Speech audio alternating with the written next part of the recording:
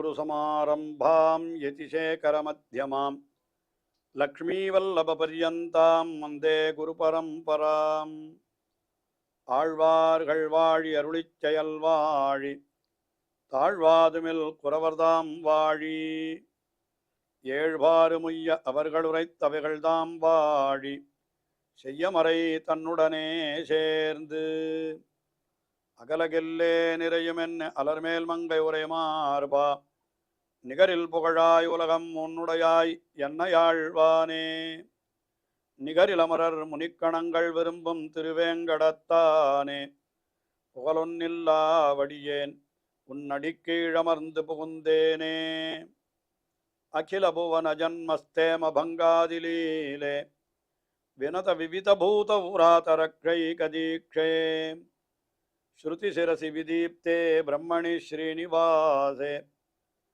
பவது மம பரஸ்மின் ஷேமுழி பக்திரூபா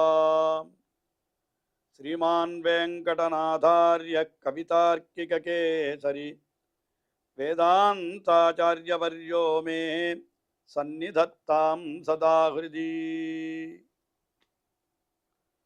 ஸ்ரீரங்கநாதனுடைய பாதுகைகளை குறித்து ஓரிரவிலே 1000 ஸ்லோகங்களை கொண்ட பாதுகா சகஸ்ரம் என்கிற ஸ்தோத்திரத்தை அருளி செய்து ஒவ்வொரு ஸ்லோகத்திலேயும் அந்த பாதுகையினுடைய பெருமையை ஒவ்வொரு விதமாக நமக்கு எடுத்துரைக்கின்றார் வேதாந்த தேசிகன்.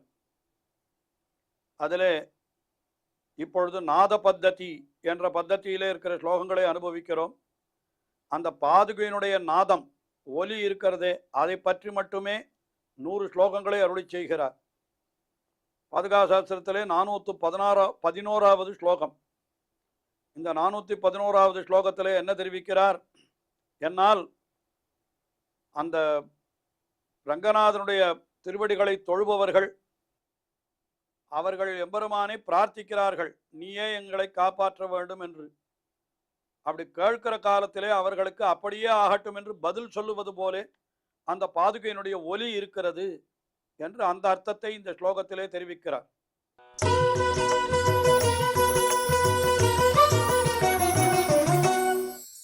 அவைமி ரங்காதிபதே சகாஷாத் அவேக்ஷமானேஷு ஜனேஷு ரக்ஷாம் உதாரநாதாம் மணிபாதுகே த்வாம் ஓமித்யனுஜ்ஞாக்ஷரமுத்கிரந்தீம்.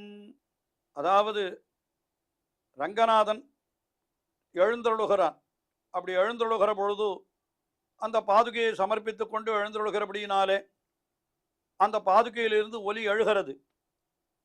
அந்த ரங்கநாதன் எழுந்தருளுகிற பொழுது அவனை பார்த்து எல்லாரும் என்ன பிரார்த்திக்கிறார்கள் என்றால், ரங்காதிபதேகே சகாஷாத்து, ரங்காதிபதியான எம்பெருமான் அவனுடைய சகாசம் என்னால் அவனுடைய சமீபத்திலே இருந்து கொண்டு, ரக்ஷாம் ஜனேஷு என்ன சொல்கிறார், ஜனேஷு ரக்ஷாம், ஜனங்களெல்லாம் ரக்ஷையை கேட்கிறார்கள், நீயே எங்களை ரட்சிக்க வேணும், தொமேவ உபாய பூதோ மே பவா என்றெல்லாம் சொல்லப்பட்டிருக்கிறபடி எல்லாரும் ரட்சையை பிரார்த்திக்கிறார்கள்.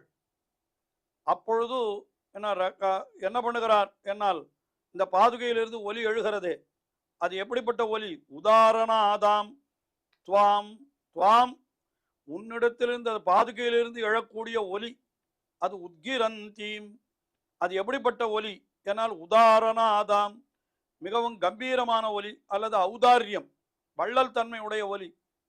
நீங்களெல்லாம் கவலைப்படாதீர்கள், நிச்சயமாக உங்களை நான் ரட்சிக்கிறேன் என்று எம்பெருமான் சொல்லுவதற்கு முன்னாலேயே இது என்ன பண்ணுகிறது, பாதுகை ஓமிதி அனுஜ்ஞாக்ஷரம் உத்கிரந்தி. ஓம், ஓம் என்னால் ஆம். சம்ஸ்கிருதத்திலே ஓம் என்கிற சொல்லுக்கும் ஆம் என்கிற சொல்லுக்கும் வேறுபாடு ஒன்றும் கிடையாது, ரெண்டும் ஒன்றுதான் என்று கொள்ளலாம். ஓமிதி, ஓமிதி என்னால் அப்படியே ஆகட்டும், நீங்கள் என்ன கேட்கிறீர்களோ. ரக்ஷாம் அவேக்ஷமானேஷு ஜனேஷு, அந்த ஜனங்களெல்லாம் ரக்ஷாம் அவேக்ஷமானேஷு, ரக்ஷையை எம்பெருமான் நம்மை காக்க வேண்டும் என்று அதை எதிர்பார்க்கிறார்கள், நீயே என்னை காக்க வேண்டும் என்று எம்பெருமானிடத்தில் போய் பிரார்த்திக்கிறார்கள். உடனே இந்த பாதுகை என்ன பண்ணுகிறது, ஓமிதி அப்படியே ஆகட்டும் என்று அனுஜ்ஞாக்ஷரம், அதை ஆமோதித்து பதில் சொல்லுவது போல உன்னுடைய அந்த ஓசை இருக்கிறது என்று சொல்லுகிறார். எல்லாம் கஷ்டப்படுகிற ஜனங்கள் எல்லாம் எம்பெருமானை பார்த்து நீயே எங்களை காப்பாற்ற வேணும்னு கேட்கிறா. அப்ப என்ன பண்ணுகிறது அந்த பாதுகை? என்னால் அப்படியே ஆகட்டும், நிச்சயமாக ரட்சிக்கப்படுவீர்கள் என்று சொல்லுவது போலே இருக்கிறது. இது அவைமீ, என்னால் இப்படி நான் நினைக்கிறேன் என்று வேதாந்த தேசிகன் இந்த ஸ்லோகத்திலே அருளி செய்கிறார். ஜனங்கள் போய் எம்பெருமானை பிரார்த்தித்தால் எம்பெருமான் வார்த்தை சொல்வதற்கு முன்னாலேயே பாதுகை என்ன சொல்லிவிடுகிறது? நிச்சயமாக அப்படியே ஆகும், கவலைப்படாதீர்கள் என்று அந்த பாதுகையினுடைய ஒலி அந்த அர்த்தத்தை தெரிவித்து விடுகிறது என்று ஒரு அழகான அர்த்தத்தை இந்த ஸ்லோகத்திலே அருளி செய்தார். அதற்கு அடுத்தபடியாக 412வது ஸ்லோகம். இந்த ஸ்லோகத்தில் என்ன தெரிவிக்கிறார்? அந்த பாதுகையினுடைய ஒலி அது எப்படி இருக்கிறது என்னால், பாதுகையிலிருந்து எழக்கூடிய ஒலியானது அந்த பெருமாளுடைய பக்கத்திலே இருக்கக்கூடிய இரு பிராட்டிமார்கள், அதாவது ஸ்ரீதேவி பூதேவி என்று 2 பிராட்டிமார்கள் இருக்கிறார்கள். அந்த 2 பிராட்டிமார்களும் கால்களிலே தங்களுடைய திருவடிகளிலே ஒரு ஆபரணத்தை, தண்டை என்னும் ஒரு ஆபரணம், அது அவர்களெல்லாம் பாத கடகம் என்று சொல்லுவார்கள், அப்படி ஒரு சிலம்பு என்று சொல்லுகிறோம் அல்லவா, அப்படிப்பட்ட ஒரு ஆபரணத்தை தரித்திருக்கிறார்கள். அந்த சிலம்பிலிருந்தும் கூட ஒலி எழும். ஏன்னா அதற்குள்ளேயும் பரற்கற்கள் இருக்கும். அந்த சிலம்பிலிருந்து அது நடக்கிற பொழுது ஒலி ஏற்படும். அந்த சிலம்பிலிருந்து ஏற்படுகிற ஒலிக்கு சிக்ஷை பண்ணுகிறது எதுன்னு கேட்டா இந்த பாதுகையினுடைய ஒலி, பாதுகையிலிருந்து எழக்கூடிய ஒலின்றார். அது கற்றுக் கொடுக்கறதான் எப்படி ஒலி எழுப்ப வேண்டும் என்கிறதை அந்த பிராட்டிமார்களுடைய சிலம்புகளுக்கு இந்த பாதுகை கற்றுக் கொடுக்கிறது என்பது போல மிக அழகாக ஒரு அர்த்தத்தை தெரிவிக்கிறார்.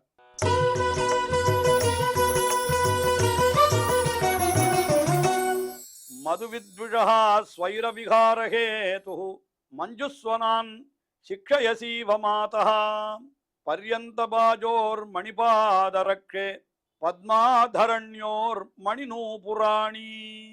அதாவது மதுவித்விஷா, மதுவித்விட் என்னால் ஆறு, மது என்கிற அரக்கனை அழித்தவன், அவன் மது என்கிறவனுடைய உயிரை வாங்கினவன். அவனுக்கு அந்த எம்பெருமான் அவனுடைய ஸ்வைரவிகாரம், ஸ்வைரவிகாரம் என்னால் தன்னுடைய விருப்பப்படி அவன் சஞ்சாரம் பண்ணுகிறான், எல்லா இடத்திலும் நடந்து செல்லுகிறான் அந்த எம்பெருமான். அப்பொழுது நடந்து செல்லுகிற பொழுது என்ன உண்டாகிறது? மஞ்சுஸ்வனான், அந்த மிக இனிமையான ஓசை இந்த பாதுகையிலிருந்து உண்டாகிறது. இந்த பாதுகையிலிருந்து உண்டாகிற ஓசை அது எப்படி போல இருக்கிறது என்றால், சிக்ஷயசீவ மாதா, ஹே மாதா பாதுகா தேவியே, சிக்ஷயசீவா, நீ கற்றுக் கொடுப்பது போலே இருக்கிறது. யாருக்கு என்ன கற்றுக் கொடுக்கிறாய் என்னால், பர்யந்தபாஜோஹோ, பர்யந்தபாஜாஹா என்னால்னா 2 பேர் பக்கத்தில் இருக்க எம்பெருமானுடைய இருபுறமும் இருக்கக்கூடிய பிராட்டிமார்கள். யார் அவர்கள்? பத்மா தரண்யோஹோ, பத்மா என்னால் பெரிய பிராட்டியார், தரணி என்னால் பூமி பிராட்டியார். பெரிய பிராட்டியார் ஒரு பக்கத்திலேயும் பூமி பிராட்டி இன்னொரு பக்கத்திலேயும் எழுந்தருள் இருக்கிறாள் அல்லவா.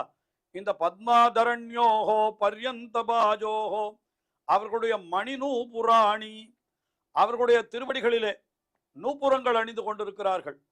அந்த நூபுரங்களுக்குள்ளே மணி நூபுராணி, மாணிக்கங்களுக்கு ஏற்பட்ட நூபுரம் என்றும் சொல்லலாம், அல்லது மணிகள் நிறைக்கப்பட்ட நூபுரம்.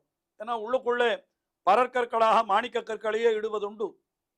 அப்படி இருக்கிற பொழுது அந்த மாணிக்க கற்கள் தான் ஒலி எழுப்புகிறது. அப்ப மணி நூபுராணி, அந்த மாணிக்க கற்கள் நிறைந்த நூபுரங்களுக்கு என்ன பண்ணுகிறது? இந்த பாதுகையினுடைய ஒலி சிக்ஷயசீவா, அது கற்றுக் கொடுப்பது போலே இருக்கிறது. எப்படி ஒலி எழுப்ப வேண்டும் என்று கற்றுக் கொடுப்பது போலே இருக்கிறது என்று தெரிவிக்கிறார். அதாவது பெருமாள் சாத்தி கொண்டு தன்னுடைய இஷ்டப்படி அவர் எழுந்துள்ளுகிற பொழுதோ அந்த பாதுகையிலிருந்து எழுகிற சப்தத்தை பார்த்தால் அது எப்படி இருக்கிறது? பக்கத்தில் இருக்கிற ஸ்ரீதேவி பூதேவிகளுடைய கல்லிழைத்த நூபுரங்கள், அந்த நூபுரங்களிலே இருக்கக்கூடிய ஒலிக்கு, அதாவது நூபுரங்களிலிருந்து எழ வேண்டிய ஒலிக்கு பழக்கி வைப்பது போலே இருக்கிறது இந்த ஒலியானது என்று இப்படியாக அழகான ஒரு அர்த்தத்தை இந்த ஸ்லோகத்திலே தெரிவித்தார். அதற்கு அடுத்தபடியாக 413வது ஸ்லோகம்.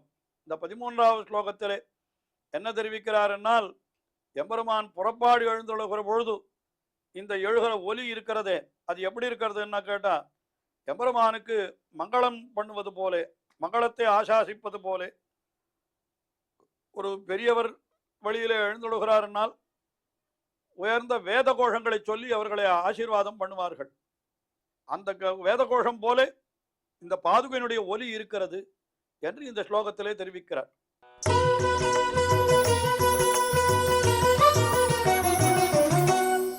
பிராஸ்தானிகேஷு சமயேஷு சமாகதேஷு பிராப்தாபதம் பரிசிதம் த்விஜபுங்கவேனா புஷ்ணாசி ரங்கநிருபதேர் மணிபாதுகே த்வம் புண்ணியாக கோஷம் இவ கர்ப்பமணி பிரணாதைஹி. அதாவது கர்ப்பமணி பிரணாதை ஹே மணிபாதுகே, ஹே மணிபாதுகே என்னால் ரங்கநிருபதேர் மணிபாதுகே, ரங்கநாதனுடைய திருவடிகளிலே அணிந்திருக்கக்கூடிய மாணிக்கங்கள் இழைக்கப்பட்ட பாதுகையே என்று அதை சொல்றார். அந்த பாதுகை அது என்ன பண்ணுகிறது என்னால் அது கர்ப்பமணி பிரணாதைஹி, அதுக்குள்ளே இருக்கப்பட்டிருக்கிற அந்த மணி, அதாவது பாதுகையின் மேலே இழுத்திருக்கக்கூடிய மணிகளாலே ஒலி எழாது, பின் எத்தாலே ஒலி எழுமென்னால் அந்த பாதுகையினுடைய உள்ளேயும் சில மணிகளை இட்டிருப்பார்கள், அதுதான் ஓசை எழுப்பும். அதனால கர்ப்பமணி பிரணாதைஹி, உள்ளுக்குள்ளே இருக்கதான அந்த மணி பிரணாதைஹி, அந்த ஓசையின் மாணிக்கத்தினுடைய ஓசையினாலே நீ என்ன பண்ணுகிறாய் என்று கேட்டால், எம்பெருமான் வெளியே எழுந்துள்ளுகிற பொழுதோ அவனுக்கு புண்ணியாக கோஷம் இவ, புண்ணியாக கோஷம் அவன் எப்படி எழுந்துள்ளுகிறான் என்ன கேட்டால், அவன் சொல்றான் த்விஜபுங்கவேனா பிராஸ்தானிகேஷு. த்விஜபுங்கவன் என்னால் என்ன, புள்ளரையன். த்விஜம் என்னால் பறவை, அந்த பறவைக்கெல்லாம் புங்கவன் என்னால் அரசன். அப்ப த்விஜபுங்கவன் என்னால் பறவைகளுக்கு அரசனான பறவை அரையனான கருடன். அவனோடு கூட இவன் என்ன பண்ணுகிறான், பிராஸ்தானிகேஷு சமயேஷு சமாகதேஷு, அவன் வெளியிலே புறப்பாடு எழுந்துள்ளுகிறான் கருடன் மேலே ஆரோகணித்து. அப்பொழுது அவனுடைய திருவடிகளிலே இருக்கக்கூடிய பாதுகையிலிருந்து ஒலி எழுகிறது. அந்த ஒலி அது என்ன பண்ணுகிறது என்று பார்த்தால், அந்த ஒலியானது இவனுக்கு மங்களத்தை ஆசாசிக்கிறது. எப்படி போலன்னா, ஒரு பெரிய சக்கரவர்த்தி வெளியிலே செல்கிறான் என்னால் அவனுக்கு பக்கத்தில் இருக்கக்கூடிய பிராமணோத்தமர்கள் என்ன பண்ணுவான், புண்ணியாக வாச்சம் என்று நல்ல மந்திரங்களை சொல்லி அவனுக்கு நல்லது உண்டாகட்டும் என்று க்ஷேமத்தை சாதாரணமாக சொஸ்தி வாச்சனம் என்று சொல்லுவார்கள். சொஸ்தி வாச்சனம் என்னால் நல்ல போகிற வழியிலே எல்லாம் நல்லபடியாக இருக்கட்டும் என்று அப்படி சொல்லுவது உண்டு. அதுபோல இங்கேயும் கூட அந்த பாதுகையிலிருந்து எழக்கூடிய ஒலியானது அது புண்ணியாக கோஷம் புஷ்ணாசி இவா என்று சொல்லுகிறார். அப்படி புண்ணியாக கோஷத்தை பண்ணி நீ என்ன பண்ணுகிறாய், அவனுக்கு நன்மையை ஆசாசிக்கிறாய் என்பது போலே என்றோ இந்த பாதுகையினுடைய ஒலி இருக்கிறது. எம்பெருமான் வெளியிலே பாதுகையை சாத்தி கொண்டு எழுந்தொழுகிற பொழுது அதனால பாதுகையினுடைய உள்ளே இருக்கிற ரத்னங்கள் சில ஒலியை எழுப்புகிறது. அந்த ஒலி எப்படி இருக்கிறதுன்னு கேட்டாக்கா, பகவானுக்கு வழியிலே எந்த குறையும் இல்லாமல் இருக்க வேணும். இதெல்லாம் வால்மீகி ராமாயணத்திலே கூட ராமபிரான் எழுந்தொழுகிற பொழுது அவனை பார்த்து என்மங்கலம் சுபர்ணசிய என்றெல்லாம் இவள் கௌசல்யை அவனுக்கு மங்களங்களெல்லாம் ஆசாசித்தாள் என்று நன்றாக சொல்லப்பட்டிருக்கிறது வால்மீகி ராமாயணத்தில். அந்த மாதிரி எல்லாரும் வெளியிலே போகிற பொழுது அவனுக்கு எந்த குறையும் இல்லாமல் இருக்கணும் என்று சொல்லுவா. அதிலும் உயர்ந்த பிராமணோத்தகனோட இருந்தால் என்ன பண்ணுவா, வேத மந்திரங்களை சொல்லி அவனை ஆசீர்வாதம் பண்ணுவா. இப்போ அந்த வேத மந்திரங்கள் போல இருக்கிறது எதுன்னு கேட்டா, இந்த பாதுகையிலிருந்து எழக்கூடிய அந்த ரத்தனங்களுடைய ஒலிதானது. அதைத்தான் சொல்றார். எம்பெருமானுக்கு எந்த குறைவும் இல்லாதிருப்பதற்காக அதிக மங்களங்களை கொடுக்கக்கூடிய மந்திரங்களை ஜபிப்பது போலே இருக்கிறது என்று சொல்லுகிறார். அதாவது நமக்கு எம்பெருமான் வெளியிலே எழுந்தொழுகிறான் என்னால் ஆழ்வார்களுடைய பல்லாண்டு அதைத்தான் பாடுவது வழக்கம். இங்கே அதையும் நாம் சேர்த்து வைத்துக் கொள்ளலாம். இந்த பாதுகையினுடைய ஒலி அது எப்படி இருக்கிறது, பல்லாண்டு பாடுவது போலே இருக்கிறது என்று இப்படியும் நாம் கொள்ளலாம். இன்னும் விசேஷமான அர்த்தங்களை நாம் தொடர்ந்து அனுபவிப்போம். ஸ்ரீயக்காந்தாய கல்யாண நிதையே நிதையேர்த்தினாம் ஸ்ரீவேங்கட நிவாசாய ஸ்ரீனிவாசாய மங்களம். ஸ்ரீமத் சுந்தர ஜாமா திருமுனிமானசவாசினே சர்வலோக நிவாசாய ஸ்ரீனிவாசாய மங்களம்.